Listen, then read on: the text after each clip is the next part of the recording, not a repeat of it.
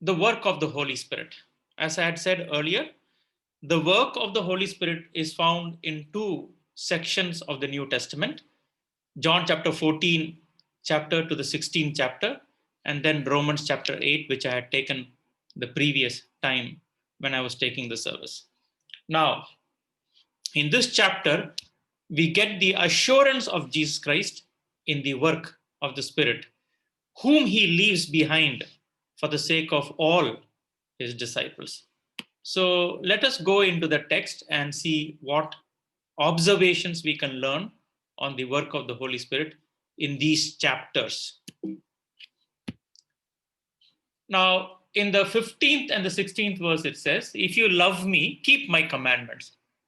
And I will ask the Father, and he will give you another advocate to help you and be with you forever."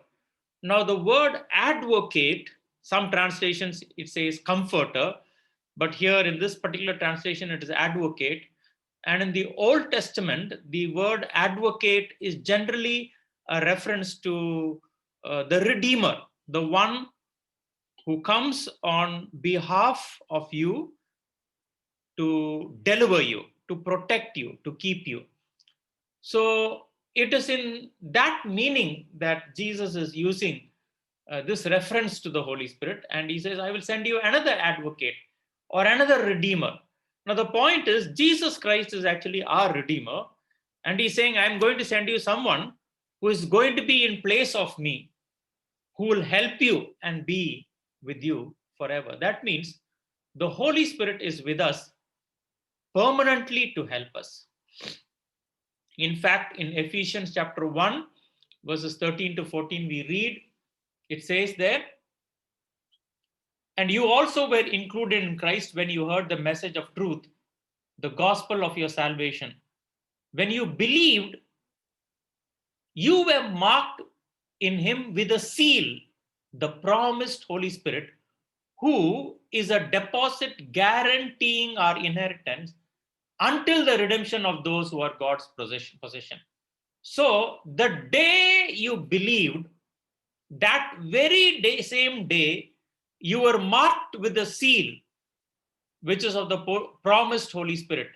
And he is a deposit guaranteeing our inheritance until we are redeemed into God's presence. So that's exactly what Jesus is saying in the 16th verse over here. He will give you another advocate to help you and to be with you forever. The Holy Spirit is with us permanently to help us. Now, this truth is also seen in the book of Romans. In Romans 8, verses 26 to 28, it says, "In the same way, the Spirit helps us in our weakness. We do not know what we ought to pray for, but the Spirit Himself intercedes for us through wordless groans. And He who searches our hearts and minds of the Spirit, because the Spirit intercedes for God's people in accordance with the will of God." That means if nobody is praying for you, the Spirit of God is praying for you. And look at the language. The Spirit Himself intercedes for us through wordless groans.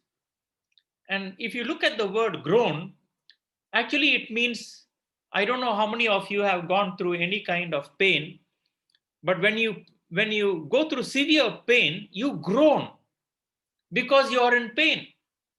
Now, the one who is in pain is not you, but the Spirit of God who is groaning because He is interceding for us. So, the Holy Spirit is there to permanently help us. I don't know if you ever landed in a spot where you felt, who is there to pray for you? If there is nobody to pray for you, you can be sure that God's Holy Spirit is praying for you. And that's what it means in the 16th verse when it says the Holy Spirit is there permanently to help us. And that's what Jesus is telling us. Then, as we read further into the text in the verses 26, it says, "But the advocate, the Holy Spirit, whom the Father will send in my name, will teach you all things and will remind you of everything I have said to you." So the Holy Spirit is our real teacher, and he gives us our memory concerning Scripture. He teaches and reminds. In fact, when we read the Great Commission given in Matthew chapter 28, verses 16 to 20, Jesus is telling his disciples, all authority in heaven and on earth has been given to me. Therefore, go and make disciples of all nations, baptizing them in the name of the Father and of the Son and of the Holy Spirit, and teaching them to obey everything I have commanded. See, the scripture is very, very clear. It says, teaching them to obey everything I have commanded. We can't leave anything out of scripture. Everything in scripture is to be obeyed. And that's exactly what it says here in the 26th verse. What is the Holy Spirit going to do? But the advocate, the Holy Spirit, whom the Father will send in my name, will teach you all things. Not just some things, not just a few things, but the text is very clear. The Holy Spirit will teach you all things and will remind you of everything I have said to you. So he is the one who gives us our memory, and he is the real teacher. So that is the second work of the Holy Spirit. As we read further into the 15th chapter and in the 26th verse, it says, when the advocate comes, whom I will send to you from the Father, the Spirit of truth who goes out from the Father, he will testify about me. It is the Holy Spirit who testifies about Jesus. If you really have the Holy Spirit in your life, and this is the third work of the Holy Spirit, he will give us the courage and the conviction to testify about Jesus. If we don't have the Holy Spirit, we'll try to grab honor for ourselves, and we'll say, I did this, I did that, I was able to accomplish this. But if the Holy Spirit is really there in our lives, we know that whatever we are achieving is just through the grace of God, and we testify about it through using the name of Jesus. So we testify Jesus in everything that we do. That is clearly a sign that the Holy Spirit is working in your life, because you testify about Jesus. I have this temptation many times, because whenever I preach or whenever I do something, there is a people say good things about me. They praise me. They say it was a fantastic sermon, or they say this is unbelievable design that you have made. You are just a genius. But every time that happens, I realize that I must actually point them to God. That this is not me, but this is a gift that God has given me, and I must testify about Jesus. So it is testifying about Jesus. And then that is why it says in the 27th verse, and you must also testify. So the Holy Spirit will testify to us, and we must testify about Jesus. So basically, it's the work of the Holy Spirit to testify about Jesus. And this is what we see in the 15th chapter. Then as we read further in the 16th chapter, we read in the 7th and the 8th verse, but very truly I tell you, it is for your good that I am going away. Unless I go away, the advocate will not come to you. But if I go, I will send him to you. When he comes, he will prove the world to be wrong about sin and righteousness and judgment. The world has got its own values about what is sinful and what is not sinful. The world has got its own values about what is righteousness. And so many people think that they are good because they do certain good things. But it's only the Holy Spirit will tell you what is real righteousness. And then the Holy Spirit will tell what is judgment. So, and it says in the 9th and the 10th and the 11th verse about sin, because people do not believe in me. We never realize sin is sin until we realize that sin is an offense we have done, not against individual human beings, but against God. Okay, and then the 10th was about righteousness, because I'm going to the Father where you can see me no longer. So when we cannot see Jesus any longer, it is the Holy Spirit that helps us be near Jesus Christ and experience the image likeness of Jesus Christ. And that is the work of the Holy Spirit. And about judgment, 11th verse, because the prince of this world now stands condemned. It's very clear. Satan stands condemned. The day Jesus Christ died on the cross, the day that epoch marking event took place in which the Holy Spirit has been permanently released into this world. Okay, Satan is already standing condemned, and his judgment is very, very near. So, judgment. So, what is the work of the Holy Spirit? The Holy Spirit is the convicting agent. He convicts us and the world about sin. He convicts us and the world about righteousness. He convicts us and the world about judgment. In fact, when we read Romans chapter 12, verse 2 says this over there. Do not conform to the pattern of this world, but be transformed by the renewing of your mind. Do not conform to the pattern of this world, because the world has got its own pattern defining sin, defining righteousness, and defining judgment.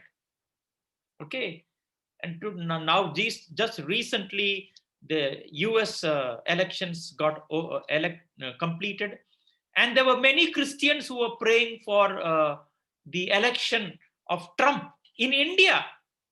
And if I said things about Trump, because I don't know,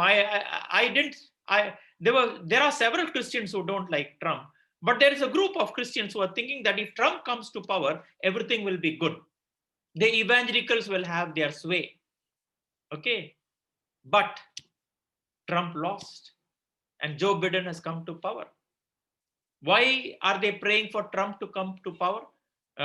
Because evangelicals are thinking if the Democrats come, then they will talk about issues like pro-abortion, and they will talk about issues like gay rights, because the world has got its own standards about what is sin and what is not sin, what is not sin. But the Holy Spirit will tell us the definition of sin, because he convicts us in the heart. So it's not the world that defines sin, but the Holy Spirit that convicts us about sin. The Holy Spirit that defines righteousness. The Holy Spirit that defines judgment. And no matter how things are going on in this world, Satan is standing judge. That's what it says in the 11th verse. And so don't conform any longer to the pattern of this world, but be transformed by the renewing of your mind. Now, the word mind in Romans chapter 12 and verse 2, the word mind in the Greek is the word nous. Now, actually, the word nous, what it means is the cognitive capacity of the mind.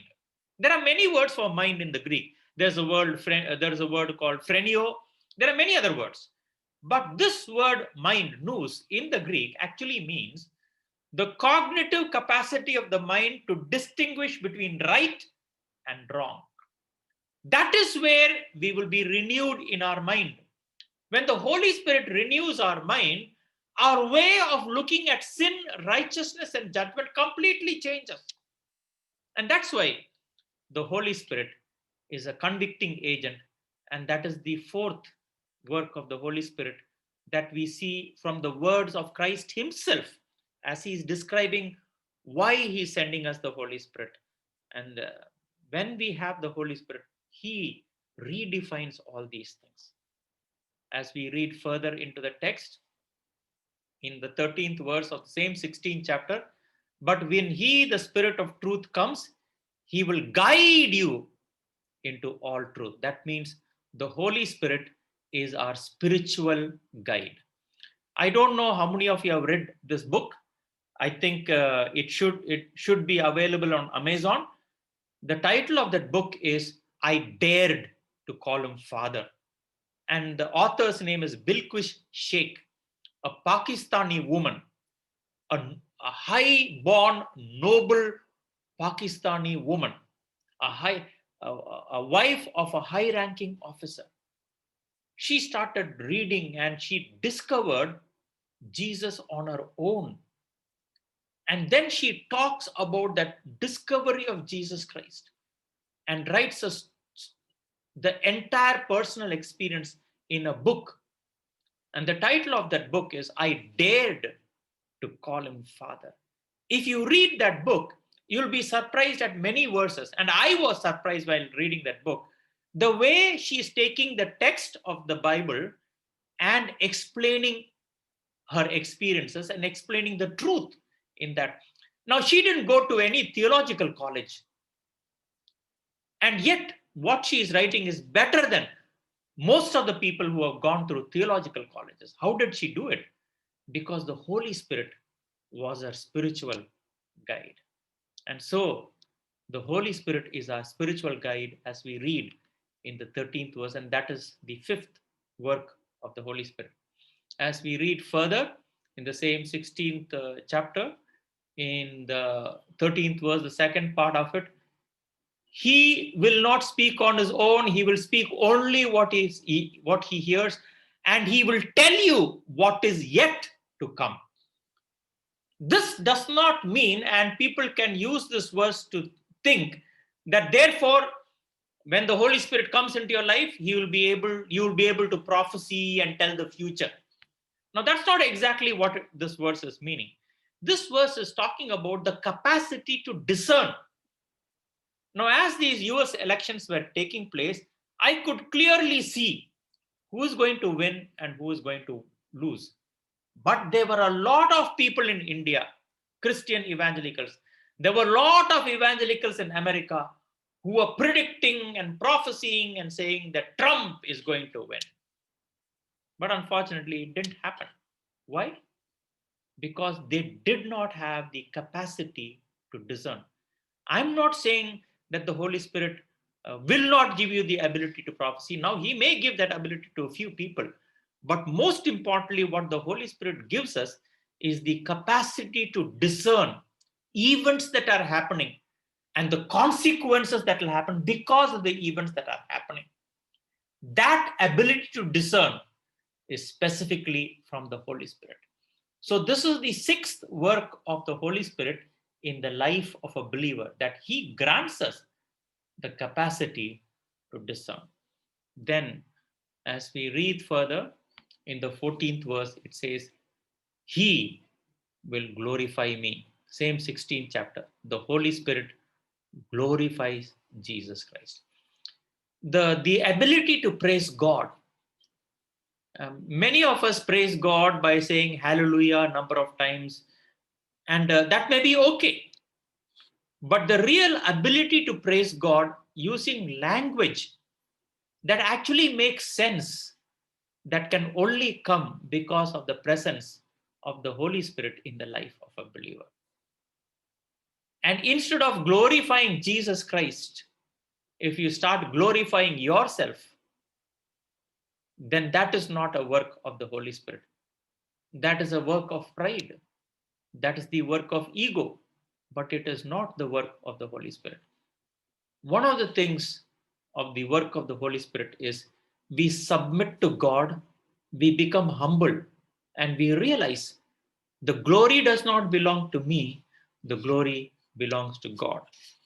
I know many people who have built mega churches and they try to take glory upon themselves, and they say, I was the founder of this church. I built, or I brought this church to such a large degree. But when we read Matthew chapter 16, no, Jesus tells Peter, He's telling Peter, and on this rock, I will build the church. Jesus is telling Peter, on this rock of conviction, the conviction that you declared right now, that you are the Son of the living God, on that rock, on that conviction, I will build the church. Who will build the church? Not Peter, but Jesus Christ will build the church. The one who is building the church is not me. The one who is building the church is not Subhashan. The one who is building the church is Jesus Christ. The glory goes to Christ. The glory goes to God. It is very stupid that we think that we can take that glory upon ourselves. Because we want to take the glory upon ourselves, what do? All kinds of politics takes place. We try to put down another person. We try to inflate ourselves as if we are only doing all the good work and others are not doing the good work. But if we are really trying to glorify Christ, the church will automatically grow. The church will automatically build. The church grows because we are building each other and we are building the kingdom of God and we are building glorifying Christ. So, this propensity to glorify Christ is simply the seventh work of the Holy Spirit in the life of a believer. These are the things that we see in this section, small section from the 14th chapter to the 16th chapter. We see the 7 things that Jesus himself is describing as the work of the Holy Spirit. Let us bow down our heads in prayer. Almighty and everlasting God, we are ever so grateful for your presence that floods into our life so that we could glorify Christ through every being that is there, everything that is there within us. I pray, Lord, that may this truth dawn upon us with a brighter and a surer light. Open our minds and hearts to be ready to hear your words with its timely message for all of us. Even as you bring light into this world, Lord, through the agency of your Holy Spirit, bring light into our lives. In the name of Jesus Christ, our Lord. Amen.